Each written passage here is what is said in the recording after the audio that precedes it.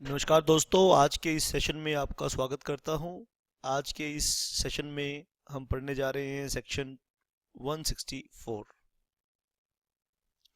तो सेक्शन 164 को आप आज के सेशन में मुझसे सीखेंगे और अच्छे से आपने इसे लर्न भी करना है। बहुत इम्पोर्टेंट सेक्शन है।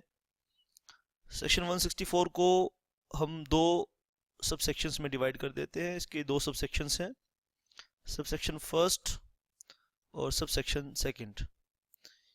सबसेक्शन फर्स्ट और सबसेक्शन सेकेंड्स क्या है? Grounds of disqualifications. यानी ये भी आपके सामने कुछ ग्राउंड्स रखेगा, ग्राउंड्स ऑफ डिस्क्वालिफिकेशन। यानी किन किन सिचुएशंस में एक director disqualification, grounds for disqualification, और टू में भी क्या है? Grounds of disqualifications. यानी दोनों में ग्राउंड्स ऑफ डिस्क्वालिफिकेशंस दिए हैं, सबसेक्शन फर्स्ट में और टू में। तो आइए इन्हें हम शुरू करते हैं। सबसे पहले 164 सबसेक्शन फर्स्ट से शुरुआत करते हैं। तो 164 सबसेक्शन फर्स्ट में भी डिस्क्वालिफिकेशंस दी हैं। तो सबसे पहले हम सीखेंगे डिस्क्वालिफिकेशंस अंडर सेक्शन 164 सबसेक्शन 1। तो डिस्क्वालिफिकेशंस अंडर सेक्शन 164 सबसेक्शन फर्स्ट।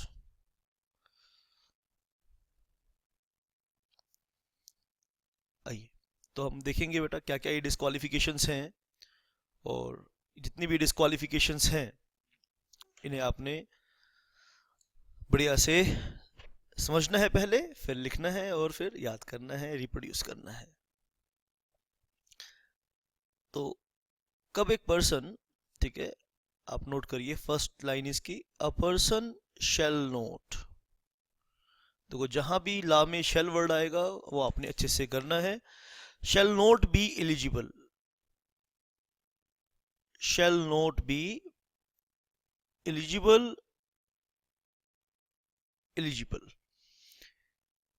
यानी हम ऐसी सिचुएशंस देखेंगे जहां person shall not be eligible for appointment, eligible for appointment,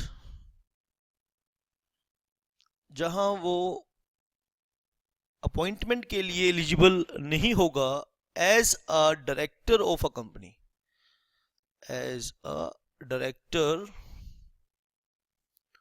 of a company. तो जैसा कि मैंने कहा कि इन डिस्क्वालिफिकेशंस को हमने दो कैटेगरी में बांट दिया है। पहले हम सबसेक्शन फर्स्ट की डिस्क्वालिफिकेशंस देखेंगे और फिर हम सबसेक्शन टू की डिस्क्वालिफिकेशंस को देखेंगे। तो आइए क्लोज ए हम पहले पढ़ेंगे। ही इज ऑफ अनसाउंड माइंड। अगर एक कोई पर्सन अनसाउंड माइंड का हो गया है, ही इज ऑफ अनसाउंड माइंड। तो अनसाउंड माइंड किसी पर्सन का है तो वो डायरेक्टर नहीं बन सकता, क्योंकि डायरेक्टर बनने के लिए डायरेक्टर एक रिस्पॉन्सिबल पोजीशन होती है जिसमें आप कंपनी का कंट्रोल एक्सरसाइज करते हैं। आपके पास कॉन्ट्रेक्चुअल कैपेसिटी होनी चाहिए। तो अगर आप अनसाउंड माइंड हैं तो कॉन्ट्रेक्चुअल कैपेसिटी नहीं होगी, कॉन्ट्रेक्चुअल कैपेसिटी नहीं होगी तो डायरेक्टर की पोजीशन पे आप नहीं बने रह पाएंगे, डिस्क्वालीफाई हो जाएंगे। तो ही is of sound mind and stands so declared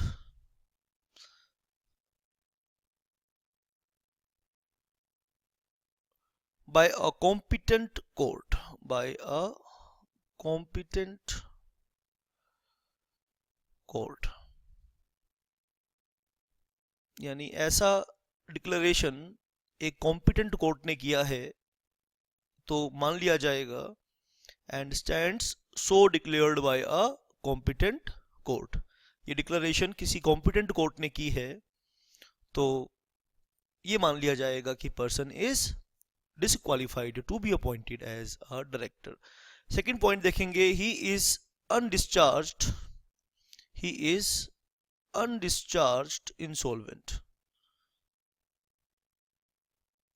तो किसी पर्सन को इंसॉल्वेंट डिक्लेयर किया गया था इंसॉल्वेंट, अनडिस्चार्ज इंसॉल्वेंट। आइए बी पॉइंट को समझते हैं अच्छे से। ही इज अनडिस्चार्ज इंसॉल्वेंट। इंसॉल्वेंसी के लिए किसी पर्सन को इंसॉल्वेंट डिक्लेयर किया गया था। जब किसी पर्सन को इंसॉल्वेंट डिक्लेयर किया जाता है तो उसे कहते हैं एडजज्ड टू बी इंसॉल्वेंट। यानी दोबारा से सुन लीजिए बेटा, जब किसी पर्सन को इंसॉल्वेंट इंसॉल्वेंट करार किया जाता है, न्यायिक निर्णय आता है कि ये पर्सन इंसॉल्वेंट है, तो उसे कहा जाता है एडजज्ड टू बी इंसॉल्वेंट। इससे पहले की स्टेज क्या होती है कि पर्सन अप्लाई करता है कोर्ट को कि मुझे इंसॉल्वेंट डिक्लेयर किया जाए। जब वो अप्लाई करता है तो उसे कहा जाता है अप्लाइड टू बी इंसॉल्वेंट। यानी पर्सन पहले क्या होता है, अप्लाइड टू बी इंसॉल्वेंट, फिर क्या होता है, एडजज्ड टू बी इंसॉल्वेंट, और फिर इंसॉल्वेंसी का एक पीरियड बताया जाता है। उस पीरियड के दौरान उसे कहा जाता है अनडिस्चार्ज इंसॉल्वेंट, और जब वो पीरियड समाप्त हो जाता है तो उसे कहा जाता है डिस्चार्ज इंसॉल्वेंट। तो वो क्या है, ही इज अनडिस्चार्ज इंसॉल्वेंट। अगर अनडिस्चार्ज इंसॉल्वेंट है यानी इंसॉल्वेंट डिक्लेयर हुआ था, तो वो डायरेक्टर नहीं बन सकता उस पीरियड के लिए जब तक वो अनडिस्चार्ज है, इंसॉल्वेंसी से मुक्त नहीं हुआ है। और सी पॉइंट करेंगे, he has applied to be insolvent. He has applied, he has applied to be insolvent. उसने इंसॉल्वेंसी के लिए अप्लाई कर दिया है। आइए बेटा, तो he has applied to be insolvent. उसने इंसॉल्वेंसी के लिए एप्लीकेशन फाइल कर दिया है और उसका एप्लीकेशन पेंडिंग है अभी। ठीक है, ही हैज पूरी बात लिख लीजिए, he has applied to be insolvent and application is pending. तो ये सिचुएशन है, तो भी वो पर्सन क्या मान लिया जाएगा, इंसॉल्वेंट मान के उसे डायरेक्टर के लिए डिस्क्वालीफाई कर दिया जाएगा। ठीक है जी, पॉइंट नंबर हम डी करेंगे। He has been convicted. He has been convicted. Convicted मतलब जिस पर इम्प्रिजनमेंट का चार्ज फिक्स हो चुका है, यानी जो जेल में है, कॉन्विक्टेड है, वो डायरेक्टर नहीं बन सकता। He has been convicted by a court. He has been convicted by a court for any offence. यानी उसने कोई ऑफेंस किया है। ऑफेंस क्या होता है, पहले भी आपको बताया सेबी एक्ट पढ़ते वक्त, offence is act against law. He has been convicted by a court for any offence whether involving whether involving moral turpitude moral turpitude or not।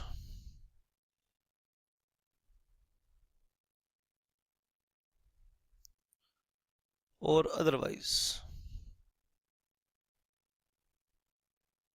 ठीक है, he has been convicted by a court for any offense whether involving moral turpitude। moral turpitude मतलब immoral activity, ऐसी ऐसी immoral activity जिसे हमारा समाज अनैतिक मानता है, अच्छा नहीं मानता। जैसे चोरी करना, धोखा देना, अडल्ट्री करना, अडल्ट्री एक्टिविटीज में इन्वॉल्व होना। ठीक है बेटा, जैसे रेप एक एक्टिविटी ऐसी है, moral turpitude. Adultery you can say, चोरी यू कैन से, बिना टिकट यात्रा करना भी मॉरल टर्पिट्यूड का ऑफेंस माना जाता है। तो अगर आप इन एक्टिविटीज़ में, मॉरल टर्पिट्यूड ऑफेंस में अगर आप कॉन्विक्ट हैं, यानी आपको जेल हो रखी है, जेल में हैं आप, तो आप डायरेक्टर नहीं बन सकते। या अदरवाइज भी आप किसी ऑफेंस में जेल में हैं तो आप डायरेक्टर नहीं बन सकते। ठीक है बेटा, शाबाश। अब यहाँ पे एक बात है, आप इस पॉइंट को एक बारी दोबारा से, मैं इस कॉन्विक्शन वाले पॉइंट को दोबारा से एक बारी ध्यान से पढ़िए, शुरू से पढ़िए। He has been convicted by a court of any offence whether moral turpitude और अदरवाइज। ठीक है, अदरवाइज के बाद आप इस चीज को और लिखिए आगे, एंड सेंटेंस्ड। और इम्प्रिजनमेंट की बात यहां करेंगे। ठीक है, and sentenced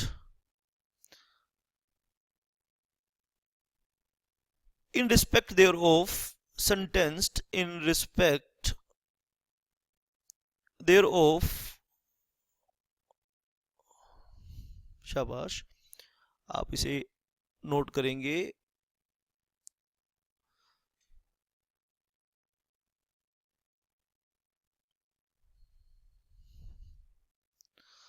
otherwise and sentenced, यानी उसकी हम बात करेंगे कि कितने ड्यूरेशन की इम्प्रिजनमेंट उसने हो तो डिस्क्वालिफाइड होगा। देयर ऑफ टू इम्प्रिजनमेंट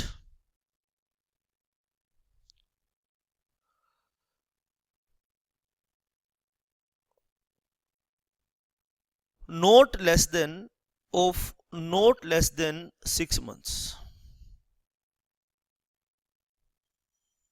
तो बहुत ध्यान से ईपीक्यू क्वेश्चन यहाँ नोट करेंगे हम इस पॉइंट के साथ, यानी कम से कम उसे 6 साल की सजा हो, ठीक है, 6 साल की उसे सजा हुई हो तो वो डायरेक्टर नहीं बन सकता। एंड एक और एंड है, उसे भी ध्यान से आपने ध्यान से नोट करना है। And a period of 5 years, and a period of 5 years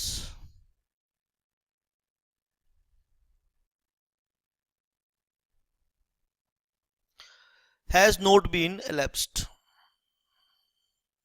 has not been elapsed of not less than 6 months and a period of 5 years has not been elapsed। ठीक है, तो इस पॉइंट को आप अच्छे से नोट कीजिए बेटा। From the date of expiry, from the date of expiry of the sentence,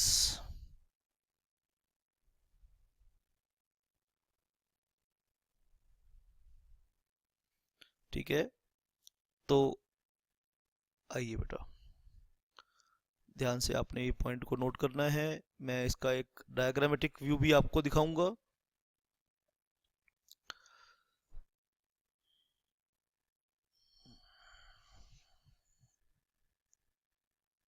शाबाश बेटा।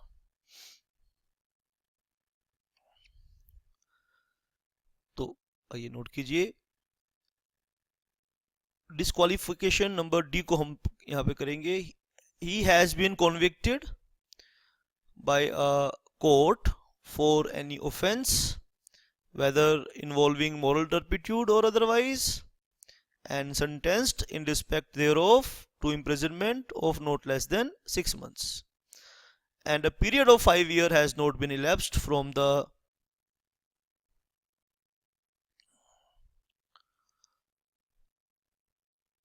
and a period of 5 years has not been elapsed from the date of expiry of the sentence। ठीक है, यहाँ पे एक important note आप लिख लेंगे, शाबाश।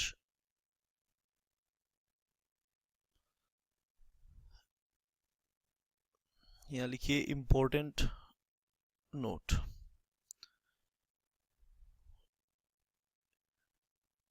शाबाश। इंपॉर्टेंट नोट में क्या लिखेंगे? इफ अ पर्सन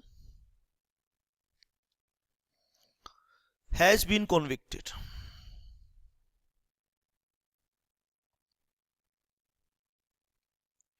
अगर किसी पर्सन को जेल हुई है, ठीक है, of any offence, of any offence, अगर किसी पर्सन को जेल हुई है, and sentenced, if a person has been convicted of any offense and sentenced, sentenced मतलब किसी के ऊपर imprisonment, कोर्ट ने imprisonment की सजा दी है, उसे बोलते हैं sentenced to imprisonment।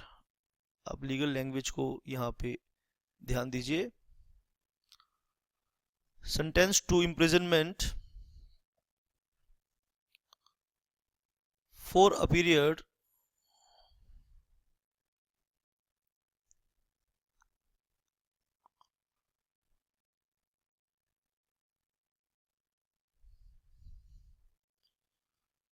of 7 years or more, 7 years or more, he shall not, ये यहाँ पे इस पॉइंट को नोट कर लीजिए, he shall not be eligible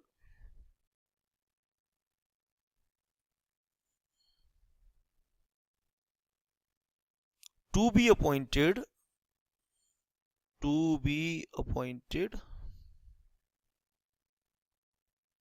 as a director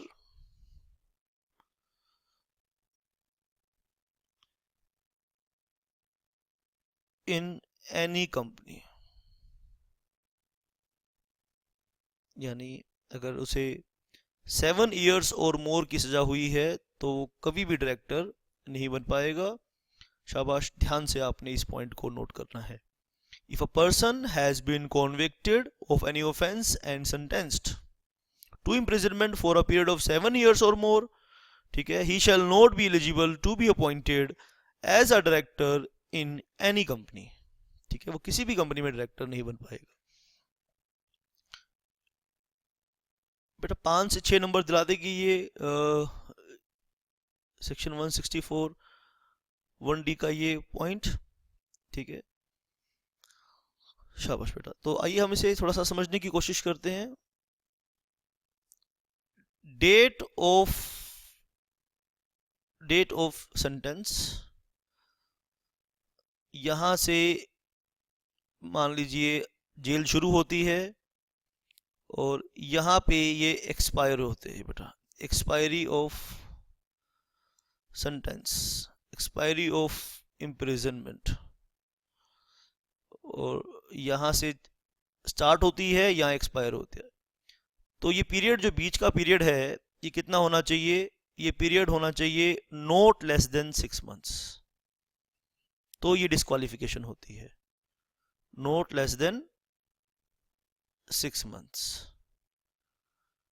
तो यहां पे ये एक्सपायरी हो गया।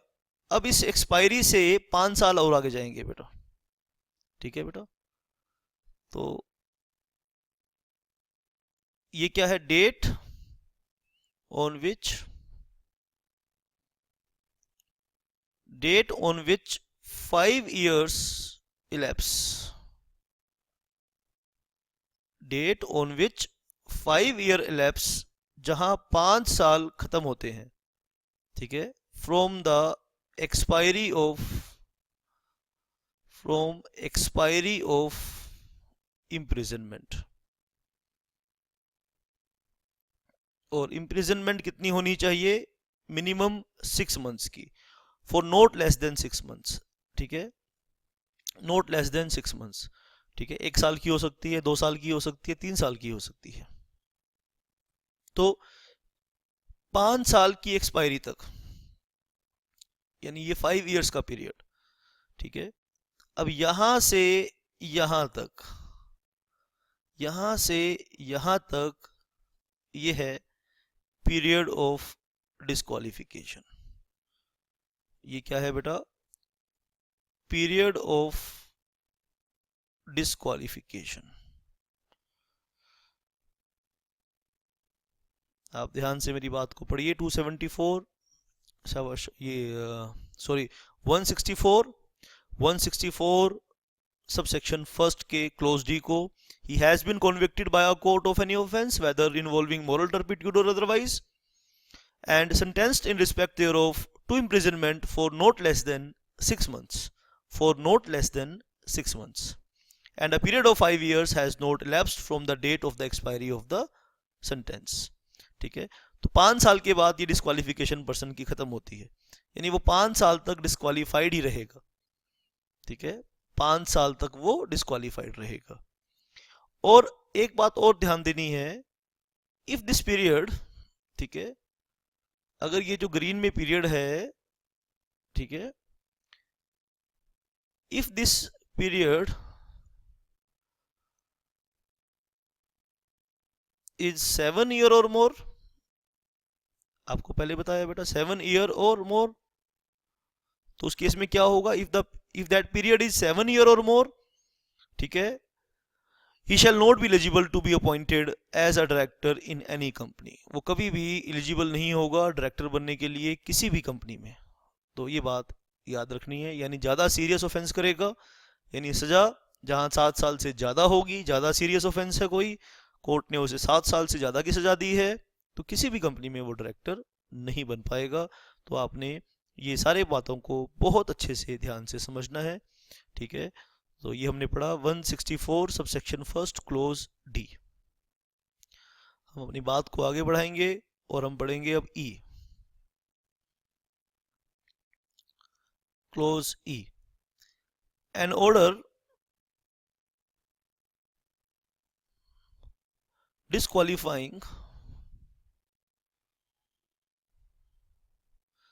an order disqualifying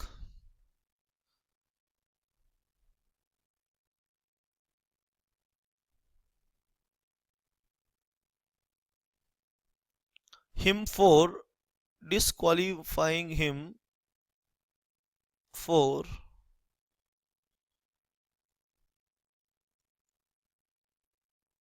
appointment as a director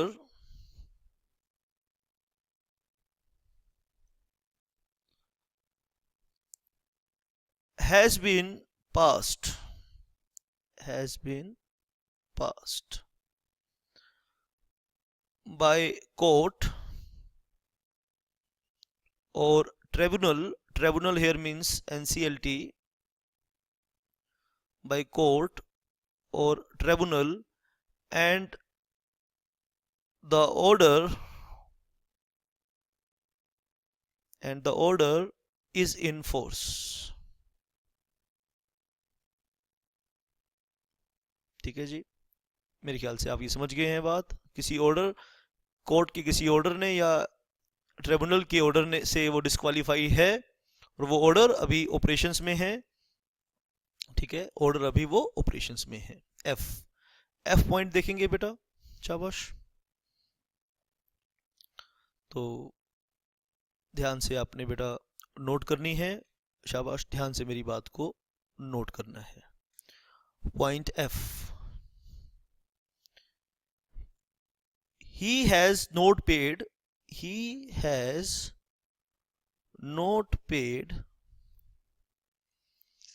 any calls in respect of any shares।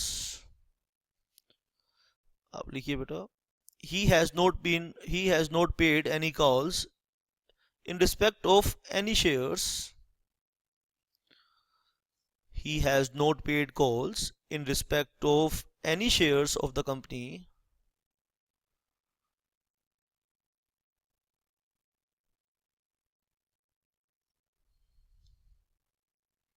ठीक है। उसने के कॉल जानते हैं ना बेटा, कॉल ऑन शेयर क्या होती है, ठीक है, यानी वो शेयर होल्डर भी है और शेयर होल्डर्स पर अमाउंट अनपेड होगा और कंपनी ने कॉल की होगी, तो वो कॉल नहीं पे की है, उसने कॉल नहीं पे की है बेटा, ठीक है। तो वो क्या है, डिस्क्वालीफाई है, ठीक है, बाय हिम। ये पॉइंट कंटिन्यू रहेगा नेक्स्ट पॉइंट पर, आप ध्यान से इस पॉइंट को नोट कीजिए।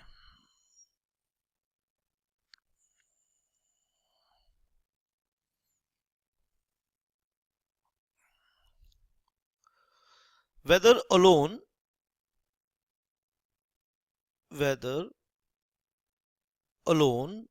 or jointly,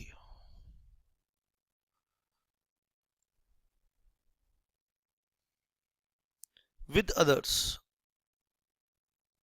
jointly with others, and 6 months have elapsed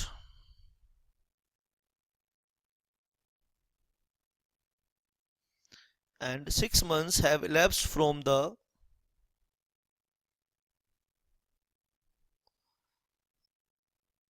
last date fixed for payment of call, यानी उसके पास शेयर्स हैं। आइए इस लास्ट पॉइंट को हम ध्यान से समझेंगे, ठीक है।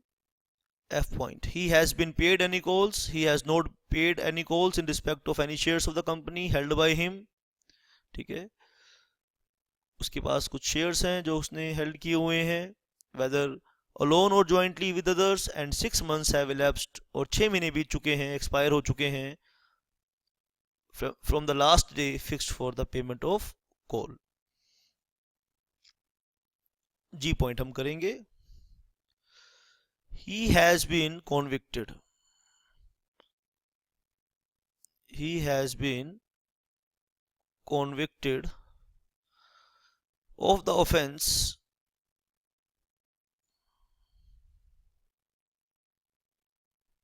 ठीक है, शाबाश। he has been convicted of an offense, ये बहुत इंपॉर्टेंट पॉइंट है, और जब ये रिलेवेंट सेक्शन आएगा तो उसे भी आपने ध्यान से पढ़ना है। अब किस ऑफेंस की कन्विक्शन की बात करते हैं जी, यहाँ पर जी पॉइंट में रिलेटेड पार्टी ट्रांजैक्शन की बात कर रहे हैं, और रिलेटेड पार्टी ट्रांजैक्शन का जिक्र हम जब करेंगे किसी पर्टिकुलर सेक्शन में तो वहाँ भी आपने इसे ध्यान से देखना है। तो जी पॉइंट हम कर रहे हैं, he has been convicted of the offence dealing with related party transaction, he has been convicted of the offense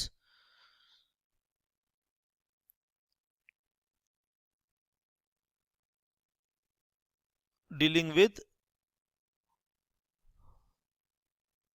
related party transaction।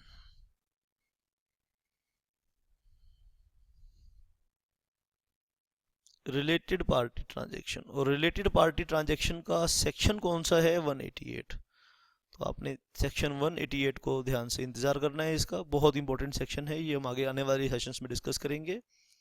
तो भी आप मान लीजिए किसी चिड़िया का नाम है रिलेटेड पार्टी ट्रांजैक्शन, तो अभी रिलेटेड पार्टी ट्रांजैक्शन को समझाऊंगा तो बेटा ये क्लास थोड़ा सा भटक जाएगी। तो अभी सबसे पहले तो मुझे 164 सब सेक्शन फर्स्ट को कंक्लूड करना है, इसे रिवाइज करना है, सारे कंसेप्ट अच्छे से करने हैं। तो आइए पहले हम इसे कर लेते हैं। तो मान लेते हैं कि कुछ चीज़ है रिलेटेड पार्टी ट्रांजैक्शन, और उसमें जेल का प्रावधान है और उसमें कन्विक्शन हुआ है, he has been convicted for related party transaction under section 188 at any time during the last proceeding 5 years, यानी उसे पेनल्टी लगी है सेक्शन 188 में, eight any time during last 5 years। Last कौन से 5 years, proceeding 5 years, during last, last मतलब proceeding, last preceding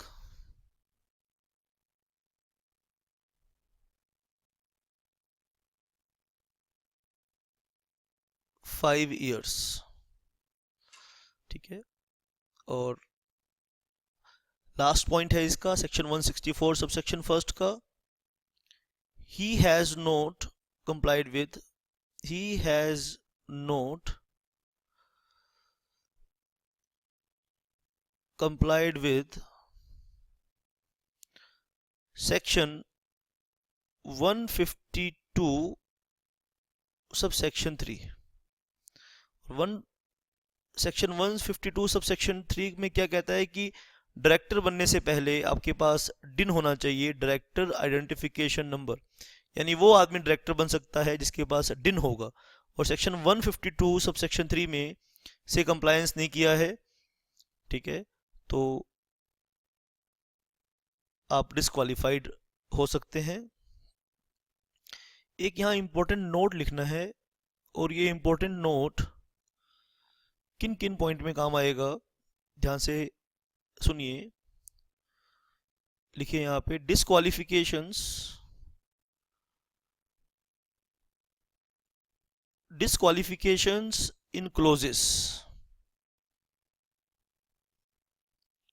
डिस्क्वालिफिकेशंस जो आपने क्लोजेस पढ़े 164 सब सेक्शन 1 क्लोज डी में पढ़ा आपने, जो क्लोज ई में पढ़ा आपने, और जो क्लोज जी में पढ़ा आपने, उनके लिए ये कुछ और फर्दर क्लैरिफिकेशंस हैं कि shall not take effect, shall not take effect. Logic ये है कि बच्चे देखो ध्यान से, बहुत ध्यान से मेरी बात को सुनना। जब किसी पे कन्विक्शन होता है तो कन्विक्शन होते ही वो जेल में नहीं चला जाता, यानी उसे अपील करने की भी सुविधा होती है यूजुअली। तो जब तक अपील डिस्पोज ऑफ नहीं हो जाती, तो जब तक ये नहीं माना जाता, जब तक अपील डिस्पोज ऑफ नहीं हो जाती, जब तक ये नहीं माना जाता कि वो वाकई में कॉन्विक्ट है, ठीक है। तो इसलिए थोड़ा सा उसे रिलैक्सेशन देंगे। आइए हम यहाँ पे 3 पॉइंट नोट करेंगे। पॉइंट नंबर ए, ठीक है, डी ई और जी। आओ एक बारी रिवाइज कर ले, डी में क्या था, ई में क्या था और जी में क्या था। डी में हमने पढ़ा डिस्क्वालिफिकेशन, डी में हमने क्या पढ़ा, ही हैज बीन कन्विक्टेड, और कन्विक्शन के बाद 6 महीने की उसे जेल हुई है, ठीक है। और ई में हमने क्या देखा, ध्यान से आपने देखना है। ई में हमने क्या देखा, ई में देखा, ठीक है, और किसी कोर्ट ने उसे डिस्क्वालीफाई कर दिया है अपने ऑर्डर से, या किसी ट्रिब्यूनल ने अपने ऑर्डर से उसे डिस्क्वालीफाई कर दिया है, ये हमने ई में देखा। यहाँ बात कर रहे हैं डी की, ई की और जी की। और जी में लास्ट में हमने क्या देखा, जी में हमने देखा कि वो रिलेटेड पार्टी ट्रांजैक्शन में कॉन्विक्ट है, सेक्शन 188 में कॉन्विक्ट है। तो इन तीनों के लिए क्लैरिफिकेशन है, डी के लिए, ई के लिए और जी के लिए। क्या क्लैरिफिकेशन है, कहते हैं जी disqualification in clause 164(1) D E G shall not take effect for 30 days, for 30 days। और ये 30 days में क्या होगी, अपील होगी। From the date of conviction, from the date of conviction, conviction के 30 दिन तक ये डिस्क्वालिफिकेशन नहीं हम मानेंगे इस डिस्क्वालिफिकेशन को। और order of 30 days from the date of conviction और ऑर्डर ऑफ डिस्क्वालिफिकेशन, 30 days तक हम उसे इफेक्ट नहीं करेंगे। और वो 30 days में क्या जाके करेगा, 30 days में पर्सन जिसके अगेंस्ट ऑर्डर आया है वो क्या करेगा, अपील करेगा कोर्ट में। भाई कहेगा कि अपर कोर्ट में अपील करेगा कि ये कोर्ट का डिसीजन गलत है, आप इस डिसीजन को चेंज कीजिए। क्लोज बी 30 दिन तक, शाबाश बेटा। For 30 days from the date of conviction और order of disqualification where an appeal or petition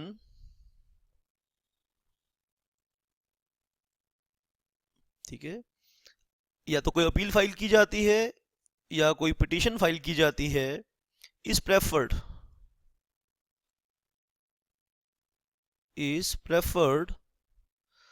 with in 30 days, उन 30 दिनों के अंदर। अगर अपील का टाइम है विद इन 30 days, अगर अपील नहीं करता है कॉन्विक्ट तो फिर तो 30 दिन के बाद ही इफेक्टिव हो जाएगी डिस्क्वालिफिकेशन।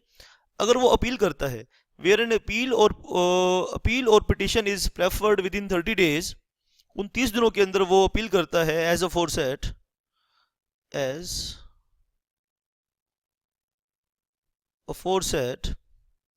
शाबाश। तो अपील उसने करी 30 दिन के अंदर अगेंस्ट द कन्विक्शन। अपील किसके अगेंस्ट करी, अगेंस्ट द कन्विक्शन। अपने कन्विक्शन के अगेंस्ट वो अपील करता है कि देखो मुझे कोर्ट ने कॉन्विक्ट किया है और मैं उसे अपील करना चाहता हूं, resulting in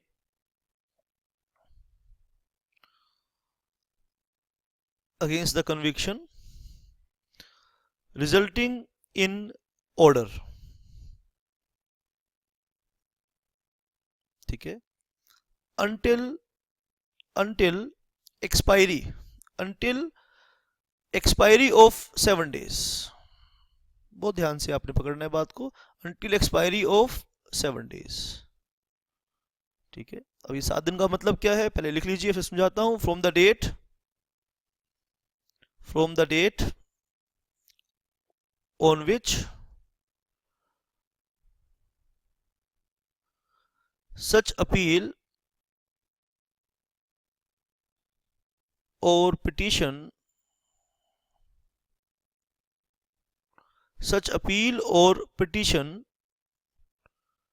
is disposed of,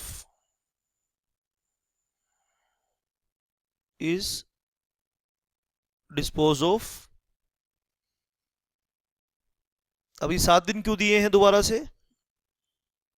ठीक है, 30 दिन के अंदर अपील की उसने, अब ये 7 दिन क्या क्यों दिए हैं? ताकि वो 7 दिनों के अंदर अगर वो सेकंड अपील अलाउड है तो सेकंड अपील भी कर सके। सी, फर्दर अपील करने का टाइम है, वेयर एनी फर्दर अपील, अब सी पॉइंट भी करेंगे, वेयर एनी फर्दर अपील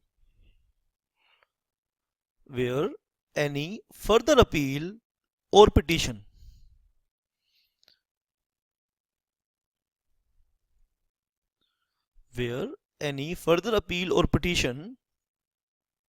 ठीक है बेटा, इज प्रेफर्ड अगेंस्ट ऑर्डर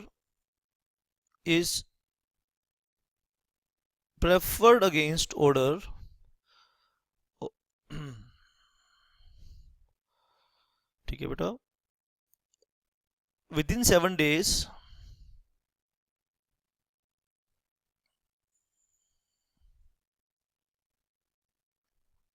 ठीक है, until such further appeal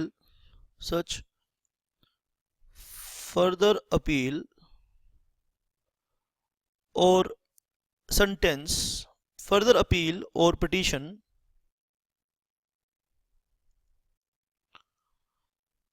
is disposed of,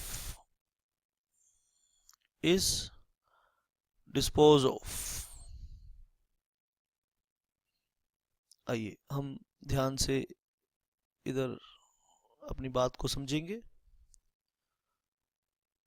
अब ये बात कहाँ अप्लाई हो रही है, ध्यान से देखना, डी के लिए भी अप्लाई हो रही है, ई के लिए भी अप्लाई हो रही है और जी के लिए भी अप्लाई हो रही है। ठीक है, यानी 164 सब सेक्शन 1 का ऑर्डर आया है, डी का ऑर्डर है, ई का ऑर्डर है या जी का ऑर्डर है, तीनों केस में ये देखो डेट ऑफ ऑर्डर, ये आया जी डेट ऑफ ऑर्डर, और ये जी 30 दिन 30 days फ्रॉम ऑर्डर, ठीक है जी। ये है जी date of appeal,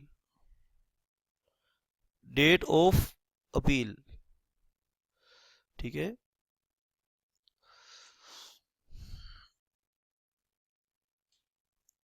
this is date of appeal, order के ऊपर अपील कर दी, ठीक है।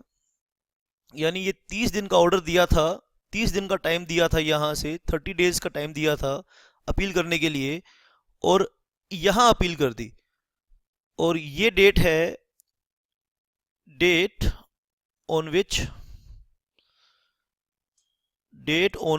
फर्स्ट अपील डिस्पोज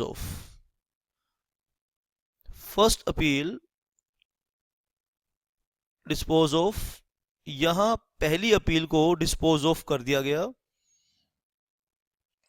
ठीक है जी। इधर शाबाश, ये जो डेट थी, date on which first appeal dispose of, फिर से यहां 7 days का टाइम दिया, ठीक है बेटा, 7 days का टाइम दिया, 7 days from the date on which appeal is dispose of,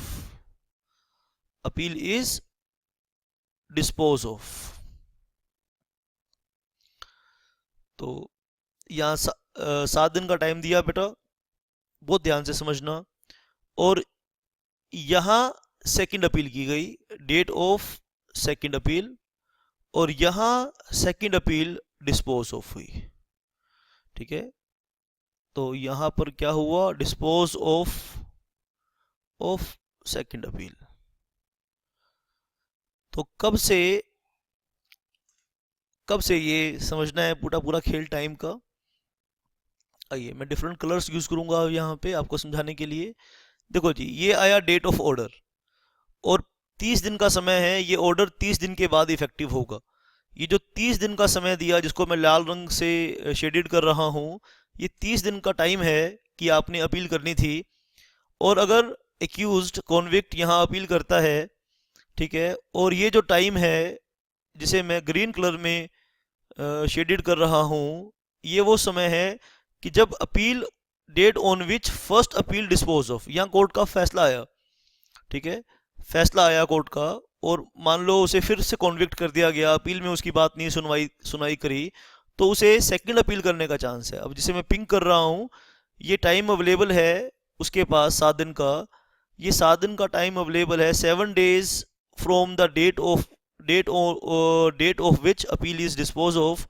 ये 7 दिन का उसके पास समय है कि 7 दिन के अंदर वो दोबारा से अपील कर सकता है।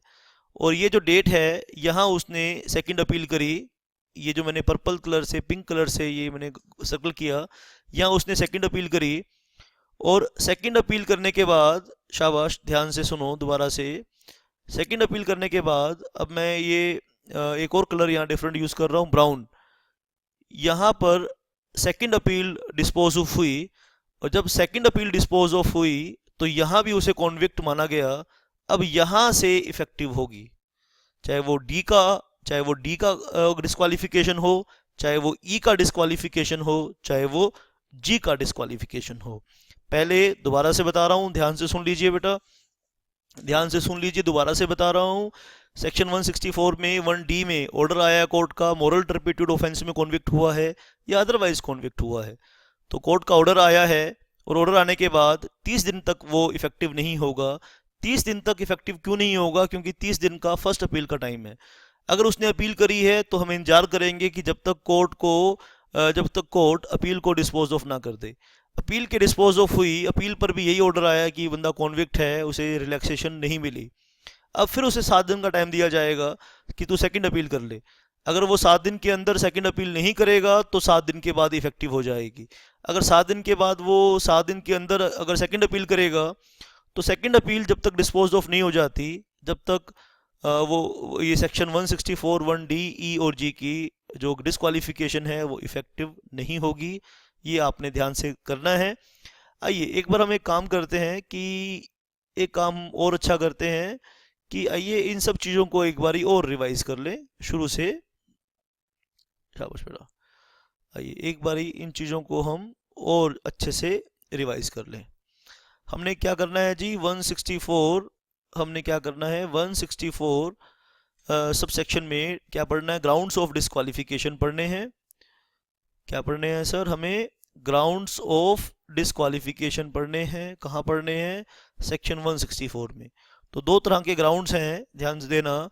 तो दोनों सब सेक्शंस में ग्राउंड्स दिए हुए हैं, लेकिन अभी तक हमने कौन से पढ़े हैं? हमने पढ़े हैं सेक्शन 164 सब सेक्शन 1 के ग्राउंड्स पढ़े हैं। ठीक है, ये कहता है कि a person shall not be eligible for appointment as a director of a company. कहता है कि एक पर्सन कंपनी का डायरेक्टर नहीं बन पाएगा। कब नहीं बन पाएगा? He is of unsound mind, he is of unsound mind and stand so declare. और ऐसा स्टैंड किसने डिक्लेयर किया है? By a competent court. यानी लुनेंसी प्रोसीडिंग चली होगी, लुनेटिक उसे घोषणा करने के लिए उसे लुनेटिक घोषित कर दिया गया है, और लुनेटिक उसे माना जाता है जिसके ऊपर लुनेंसी प्रोसीडिंग चली हो, और लुनेंसी प्रोसीडिंग के बाद उसे क्या करा? अनसाउंड माइंड डिक्लेयर कर दिया गया, तो वो कंपनी में डायरेक्टर नहीं बना रह पाएगा। He is undischarge insolvent, insolvency से वो डिस्चार्ज नहीं हुआ है। He has applied to be insolvent, उसने इंसॉल्वेंसी के लिए अप्लाई कर दिया है, तो वो क्या है? डिस्क्वालीफाइड माना जाएगा जी, डायरेक्टर नहीं बन पाएगा। अगर उसने खुद ही वो इंसॉल्वेंट है, इंसॉल्वेंट पर्सन की कॉन्ट्रेक्चुअल कैपेसिटी कोर्ट खत्म कर देता है, तो उसने इंसॉल्वेंसी के लिए अप्लाई कर दिया, यानी हम उसे मान लेंगे he is no more competent to discharge his duties like a director. इसके बाद he has been convicted, convicted हुआ है यानी उस दोषी पाया गया है by a court for any offence, offence के लिए, whether involving moral turpitude offence, immoral activities के लिए या अदरवाइज। इमोरल एक्टिविटीज़ कैसे होती है? चोरी की है, चकारी की है, डकैती डाली है, किसी अपोजिट सेक्स के बंदे को छेड़ दिया है उसने, या अडल्ट्री करी है।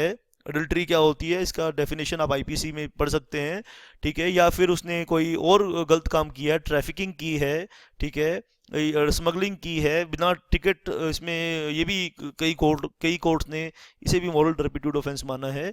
डिफेमेशन काम किया है, समाज के जो नियम कायदे हैं, पब्लिक पॉलिसी के अगेंस्ट काम किया है, तो मॉरल टर्पिट्यूड ऑफेंस है। और otherwise and sentenced in respect thereof to imprisonment, और उसको उस सेंटेंस के लिए, उस दोष के लिए, उस गुनाह के लिए 6 महीने की कम से कम सजा हुई है बेटा, of not less than 6 months and A period of 5 years।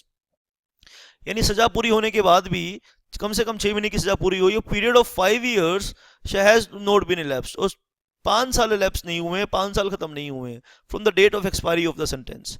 अब यहाँ पे इंपॉर्टेंट नोट भी एक आपने पढ़ना है, if a person has been convicted of any offence and sentence to imprisonment for a period of 7 years और मोर, अगर 7 साल या ज़्यादा के लिए वो जेल गया है, then he shall not be eligible to be appointed as a director in any company, तो फिर वो डायरेक्टर नहीं बन पाएगा किसी कंपनी में। तो इतने खतरनाक रूल्स, इतने कड़े रूल बनाने का मकसद सिर्फ और सिर्फ ये है कि कमीने लोगों को, अनस्क्रूपुलस लोगों को कंपनी की मैनेजमेंट से बाहर रखना है।